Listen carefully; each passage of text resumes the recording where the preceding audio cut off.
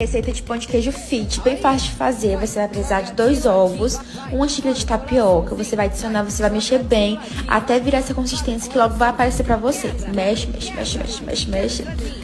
Até virar assim, você vai adicionar o queijo, tá? Eu não coloco muito, mas você coloca a quantidade que você quiser. Mexe, mexe, mexe. Coloca sal, coloca fermento em pó também, tá? Não coloca muito pra não ficar muito grandão. Aí você vai mexer também bem ele, ó. Pam, pam, pam, pam. E eu coloquei na forminha de silicone, coloquei na airfryer e coloquei queijo por cima pra ficar crocante. Fica uma delícia. E, gente, com um cafezinho, nossa, é bom demais. E eu gosto ainda mais quando tá frio, fica perfeito.